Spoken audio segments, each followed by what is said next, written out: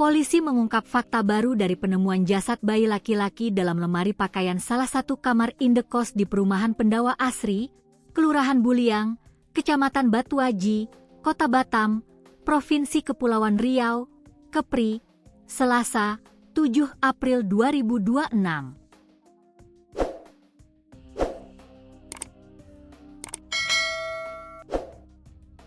Kapolresta Barelang, Kombes Pol Anggoro Wicaksono, SH, SIK, MH melalui Kapolsek Batuaji, AKP Bayu Rizky Subagio, STRK, SIK mengungkap jika perempuan dalam indekos berinisial JPB, 21, yang diketahui melahirkan bayi laki-laki itu, sebelumnya menghubungi pacarnya via WhatsApp pada Senin 6 April sekira pukul 15.54 waktu Indonesia Barat.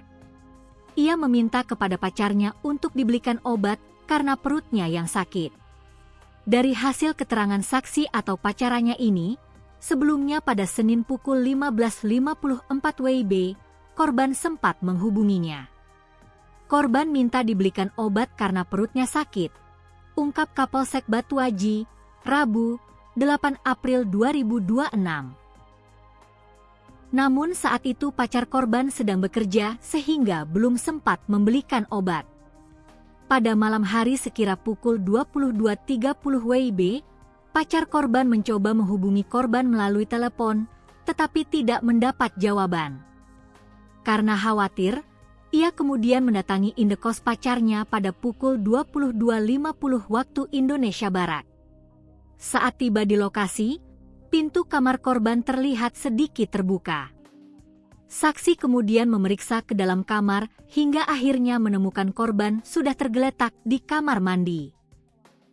Jenazah almarhumah ini ditemukan di kamar mandi dengan keadaan mohon maaf setengah telanjang, hanya bagian atas yang menggunakan baju, kata Bayu. Polsek Batuaji menerima laporan dari warga bahwa ada penemuan mayat perempuan Selasa, 7 April 2026, sekira pukul 00.30 waktu Indonesia Barat. Anggota langsung bergegas menuju lokasi. Polisi kemudian melakukan pemeriksaan di lokasi kejadian.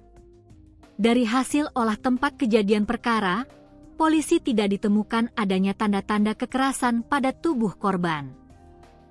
Pagi harinya kami olah TKP kembali untuk pendalaman.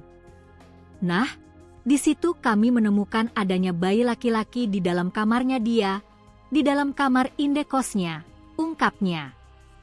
Bayi tersebut ditemukan di dalam lemari pakaian di kamar kos korban.